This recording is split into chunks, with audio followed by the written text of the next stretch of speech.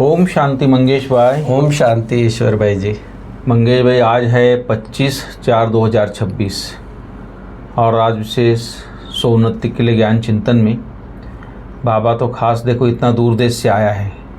हम बच्चों को पढ़ाने, हम बच्चों का जीवन श्रेष्ठ बनाने, हमको देवता बनाने, तो इसलिए बाबा बोलता है कि बाप दूर देश से आए हैं तुम बच्चों के लिए नया राज्य स्थापन करने। तुम अभी स्वर्ग के लायक बन रहे हो। तो जो स्वर्ग के लायक हम जो बन रहे हैं तो उसमें किन किन बातों की थोड़ी सावधानी चाहिए, क्योंकि कोई चीज़ बनती है तो उसमें सावधानी भी बरतनी पड़ती है। बराबर। तो थोड़ा ये नया राज्य स्थापन, नया राज्य जी, नया राज्य स्वर्ग जी जो है, तो वहाँ आत्मा और प्रकृति जी दोनों ही सतो प्रधान है। बिल्कुल। तो ये जो बाबा कहता है कि तुम स्वर्ग के लायक अभी बन रहे हो। हाँ। ये सारी जो हमारी पढ़ाई चल रही है, ईश्वरीय पढ़ाई जो बाबा हमको पढ़ाता है जी, वो इसीलिए कि हम आत्मा पावन बने। पास्ट में जो विकर्म हो गए वो तो हो गए, वो योग बल से अभी खत्म करने हैं, लेकिन आगे के लिए कोई ऐसा कर्म हमारा नहीं ना हो। तो बाबा कहते हैं उससे क्या होगा कि तुम लायक बनेंगे। तो मना दोनों चीजें बाबा को, आत्मा को भी पावन करना पड़ता है तो प्रकृति को भी पावन कर, क्योंकि प्रकृति पावन चलो हो भी गई लेकिन आत्मा ही तैयार नहीं होगी तो भाई आपने राज्य बहुत अच्छा स्थापन कर दिया जी, लेकिन लायक आत्मा ही नहीं वहां गई तो फिर तो इसलिए जो बाबा पूरा संगम युग जो इतना प्यार से पढ़ाता है, पढ़ाई प्यार पालना शिक्षा देता है, तो वो इसीलिए कि हम उसके लायक बने। आज दुनिया में भी अगर किसी को सीट पे बिठाना है तो बहुत उसमें योग्यता देखी जाती है। तो भगवान तो हमको स्वर्ग की सीट सौंप रहा है। बिल्कुल। बहुत जब इतनी बड़ी सीट सौंप रहा है तो उसके लायक भी हम होना चाहिए। बिल्कुल। इसलिए बाबा बोलता है कि तुमको सावधानी बरतनी है अभी। कोई भी ऐसा कर्म नहीं करना है जिससे आपकी बाप की बदनामी हो और आपकी भी अवस्था नीचे हो, ऐसा कोई कर्म नहीं करना है।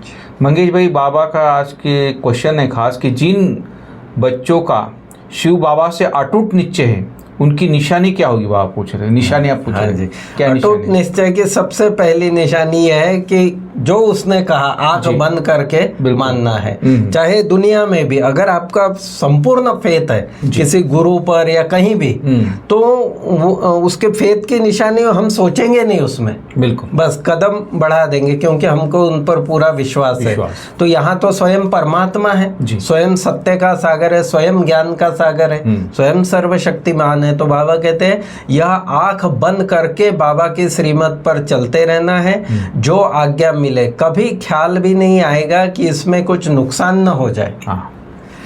अगर हो भी गया तो और बाबा, क्योंकि ऐसे निश्चय बुद्धि बच्चों का रिस्पॉन्सिबल बाबा है जी, भगवान रिस्पॉन्सिबल है। तो फिर क्या उन्हें निश्चय का बल मिल जाता है, अवस्था अडोल और अचल हो जाती है। निश्चय में इतनी पावर है, बाबा कहते हैं कि उससे अवस्था भी अचल अडोल और उनको निश्चय का बल मिलता है। तो मना कुछ हो भी गया ऊपर नीचे तो बाबा ठीक कर देगा। क्या होता है मंगेश भाई, ड्रामा तो बना बनाया है और एक्यूरेट है, बना एक्यूरेट है, इसलिए कई बार सिचुएशन ऐसी होती थी कोई कार्य गलत भी हो जाता है, बिल्कुल, लेकिन उसमें कल्याण समाया होता है। किसी का कल्याण के लिए वो कार्य होता है।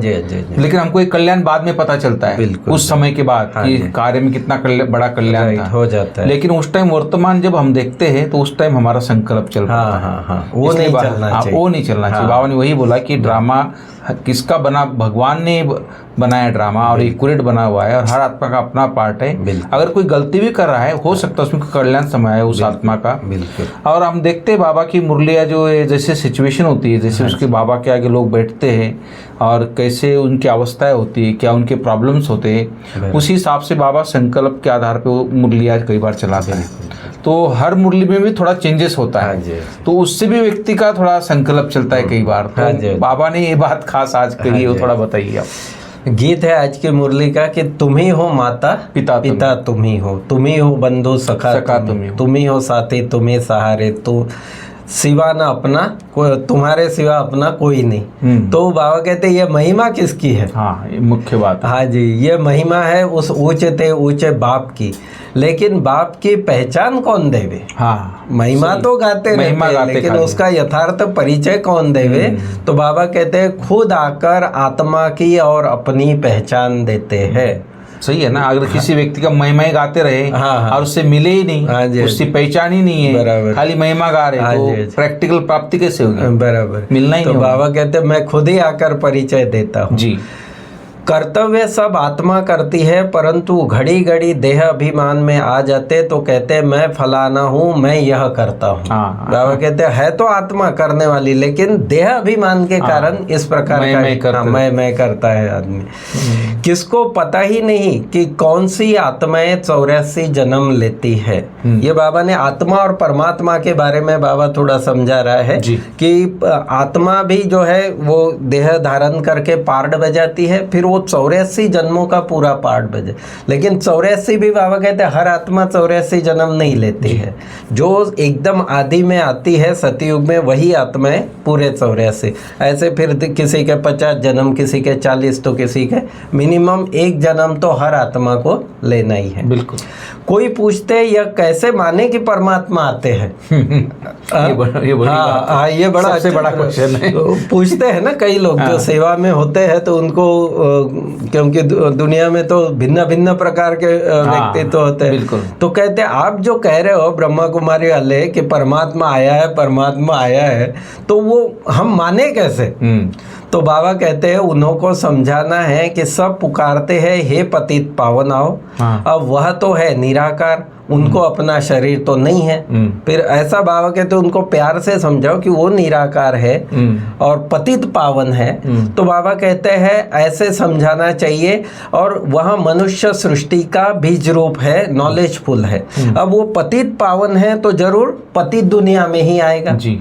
अब वो है निराकार तो उसको शरीर भी चाहिए जी। तो इस प्रकार से प्यार से, क्योंकि परमात्मा कोई दिखने वाली तो चीज नहीं है। सबसे इंपॉर्टेंट बात यह है, ये तो उसके ज्ञान और योग के आधार पर, निश्चय के आधार पर ही हम उसको जान सकते हैं, अनुभव कर सकते हैं। बाकी दिखने वाली तो कोई चीज ही नहीं है। आत्मा ही नहीं दिखती है। हाँ जी, हाँ जी। आत्मा सब कुछ करती है लेकिन दिखती थोड़ी दिखती नहीं है। जब शरीर छोड़ती तो कहाँ दिखती है? नहीं नहीं नहीं, न आती है तब दिखती है, न जाती है तब दिखती है, लेकिन कर रही ना, मानते भी है, मानते भी, सब कुछ कर रही है। हाँ जी, सब कार्य। तो ऐसे ही परमात्मा का भी आते हैं, ये तो पता ही है कि आते हैं, लेकिन कैसे आते हैं, क्या करते हैं, ये तो फिर आप जब और ये भी मंगेश भाई, भक्त लोग भी जब दिल से दुनिया में भगवान को याद करते ना, तो उनको मदद का अनुभव भी होता है। बिल्कुल 100 तो है ना, शक्ति तो है ना, सवाल ही नहीं। समय पे उसको शक्ति का अनुभव होता है उस चीज का, नेचुरल परमात्मा। जो नवदा भक्ति भी करते हैं तो उनको भी बहुत अच्छे साक्षात्कार होते हैं। अभी तुमने समझा है कि आत्मा और परमात्मा में क्या फर्क है।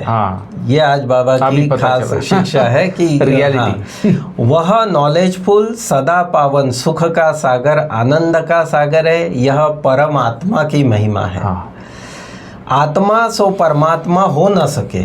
ये जो दुनिया में कॉन्सेप्ट है कि आत्मा ही परमात्मा है या आत्मा ही परमात्मा में जाके लीन हो जाती है, बाबा कहते हैं आत्मा सो परमात्मा हो न सके। आत्मा परमात्मा दोनों अलग अलग है, रूप दोनों का एक जैसा है, लेकिन गुणों में जमीन आसमान का फर्क है। और आत्मा 84 के जन्मों में चक्र में आती है, परमात्मा इन सब से न्यारा है, वो जन्म मरण के चक्कर में नहीं आता। ऐसे बाबा ने बहुत अच्छी तरह आत्मा और परमात्मा के बारे में समझा है। फिर बाबा कहता है बड़ा बाबा जो कहे वह मानना चाहिए। शिव बाबा जी जो कहे। अब बाप जो स्वर्ग में ले जाने वाला है, उनकी बात तो आंख बंद कर माननी चाहिए। फिर बाबा कहते हैं हमेशा ऐसे समझो कि शिव बाबा ही कहते हैं, ब्रह्मा के लिए मत समझो।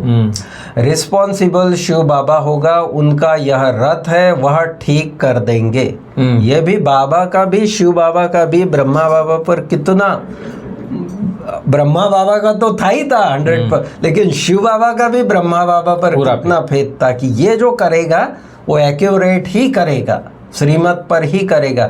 और बाबा ने आगे एक लाइन जोड़ी कि अगर कुछ इससे ऊपर नीचे हो भी गया तो शिव बाबा ठीक कर देंगे, क्योंकि हाँ वो रचयिता है। वो तो कहेंगे मैं बैठा हूँ, भगवान कह रहा है कि मैं बैठा हूँ जी। आगे बाबा कहता है, शिव बाबा कहते हैं मेरा मानते रहो तो तुम्हारा कल्याण होता रहेगा, या ब्रह्मा भी अगर कुछ कहते हैं तो उनका भी रिस्पॉन्सिबल मैं हूँ। तुम बच्चे फिक्र नहीं करो, शिव बाबा को याद करने से अवस्था और ही पक्की हो जाएगी। निश्चय में विकर्म भी विनाश होंगे और बल भी मिलेगा। जितना बाबा को याद करेंगे उतना बल जास्ती मिलेगा। जितना याद करेंगे उतना बल भी मिलेगा। बाबा देखो सब बच्चों से कैसे प्यार से चलता है। बड़ी सुंदर लाइन है। सबसे बात करते रहते हैं, बच्चों से पूछते हैं ठीक बैठे हो, कोई तकलीफ तो नहीं है। ये तो हमने भी देखा है ना कि दादियों को ही देखा हमने कि कैसे दादी इतनी बड़ी सभा में दादी कहते थे। हाँ जी। और बाप दादा भी, अव्यक्त बाप दादा भी जब आते थे तो बाबा भी कितना प्यार से सबकी दिल लेते थे। बच्चों से पूछते हैं ठीक बैठे हो, कोई तकलीफ तो नहीं है। बेहद के बाप को बच्चों के लिए बहुत बहुत लव है। कितना प्यार भरा शब्द। पहले पट में सोचता बोलता पटरानी बनी हो। हाँ जी, हाँ जी। प्यार से पूछते थे। बाबा कहता है कि कितना लव है परमात्मा को अपने बच्चों प्रति, कितना लव है। बिल्कुल। कैसे आत्मा में 84 जन्मों का पार्ट भरा हुआ है, जो अविनाशी पार्ट है, कभी बदलने का नहीं है। ड्रामा में नूंधा हुआ है, यह निश्चय वाला कभी हिलेगा नहीं। बिल्कुल। ये प्रमाण है कि अगर हम हिलते हैं, कहीं भी हमारे संकल्प व्यर्थ की तरफ जाते हैं, ऐसा क्यों, ऐसा नहीं करना चाहिए था तो ऐसा होता था, ऐसे बहुत बार यूजुअली लोग कहते हैं। तो बाबा कहते हैं जिसको ड्रामा पर यथार्थ निश्चय है वो तो यही कहेगा कि ये ड्रामा में था, हो गया, अभी फिनिश जी, बिंदु। लेकिन बाबा कहते हैं वो पूरा 100% निश्चय होना चाहिए। बहुत हिल जाते हैं, पिछाड़ी में जब भंभोर को आग लगेगी तब अचल बन जाएंगे। तो ये तो खैर ये भी नहीं है कि उस समय जाने के बाद हम अचल बनेंगे, नहीं, ये जब लंबे समय का पुरुषार्थ होगा तभी अचल रहेंगे उस समय, नहीं तो उस समय वो भी डूब जाएंगे, उनकी भी नैया डूब जाएगी। इसलिए लंबे काल का ही पुरुषार्थ चाहिए। अच्छे अच्छे बच्चे तो सर्विस पर रहते हैं, दिल पर चढ़ते रहते हैं। बाबा को भी सर्विसेबल बच्चों से अच्छा लगा, बहुत प्यार जी। इस प्रकार बहुत अच्छा मंगेश भाई, आज तो खास विशेष बाबा के जो शिक्षाएं थी और डायरेक्शंस थे कि निश्चय के बल से अपनी अवस्था को अचल अडोल बनाना है। और बाबा से जो श्रीमत मिलती है उसमें कल्याण समाया हुआ है, क्योंकि रिस्पॉन्सिबल बाप है, इसलिए फिक्र नहीं करनी है, ये मुख्य बात थी। और फिर बाबा ने सर्विस पे भी अटेंशन दिलाया था खास कि सर्विस में हड्डियाँ देनी है, किसी भी बात में संशय नहीं उठाना है। और ख़ासकर बाबा ने सुख देने की बात कही बच्चों को कि सबको सर्विस से सुख देना है, दुख नहीं देना है। तो ये आज की मुख्य बातें थी। और आज वरदान है मंगेश भाई कि योग युक्त स्थिति द्वारा सूक्ष्म व कड़े बंधनों को क्रॉस करने वाले बंधन मुक्त भव। हाँ जी। ये जो सूक्ष्म और कड़े बंधन होते हैं उसको क्रॉस करने वाले, और बड़े सूक्ष्म बताए बाबा ने, 2 बंधन बताए जी। बाबा ने कहा योग युक्त की निशानी है बंधन मुक्त। बंधन मुक्त फाइनल बात है कि जो योग युक्त है वो बंधन मुक्त होगा जी। योग युक्त बनने में सबसे बड़ा अंतिम बंधन है स्वयं की समझदार समझकर श्रीमत को अपनी बुद्धि की कमाल समझना। ये बड़ा सूक्ष्म हो जाता है बिल्कुल, कि स्वयं को समझदार समझकर श्रीमत को अपनी बुद्धि की कमाल समझना, अर्थात श्रीमत में अपनी बुद्धि मिक्स करना, जिसे बुद्धि का अभिमान कहा जाता है जी। जब कभी, दूसरा बात बाबा ने कहा कि जब कभी कोई कमजोरी का इशारा देता है अथवा बुराई करता है, यदि उस समय जरा भी व्यर्थ संकल्प चलता है तो भी बंधन है। एक तो श्रीमत में अपनी मत मिक्स कर देना या अपने को ये समझ लेना कि ये श्रीमत है, तो ये एक सूक्ष्म चीज हो गई। और दूसरा, कोई कमजोरी के लिए इशारा करता है तो बाबा कहते उस समय अगर हम व्यर्थ संकल्प चलाते हैं, जब इन बंधनों को क्रॉस कर हार जीत निंदा स्तुति में समान स्थिति बनाओ, तब कहेंगे संपूर्ण बंधन मुक्त। और वो होगा योग युक्त स्थिति से ही, उससे अलावा कोई रास्ता है बिल्कुल। और बहुत अच्छा, हाँ जी, स्लोगन है जी, पहले सोचना फिर करना, फिर करना। यह ज्ञानी तो आत्मा का मुख्य गुण है। हाँ, ऐसे नहीं कि कर लिया और फिर सोच रहे, नहीं। और जो अव्यक्त इशारा है मधुरता और नम्रता का। तो बाबा कहते हैं जैसे अनजान बच्चा नुकसान वाली चीज को खिलौना समझता है तो उसे कुछ देकर छुड़ाना पड़ता है ना। चाकू अगर हाथ में पकड़ लिया तो बड़ा मुश्किल हो जाए, उसको तो पता नहीं है क्या करना है, तो हाथ भी का, इसलिए उसको कोई चीज देके फिर वो ले लेना होता है प्यार। ऐसे जो अल्प काल की मान शान व इच्छा रखते हैं, बाबा कहते हैं उन्हें भी स्वयं निर्माण बनकर मान दे दो। ये बात। हाँ, ये बाबा ने आज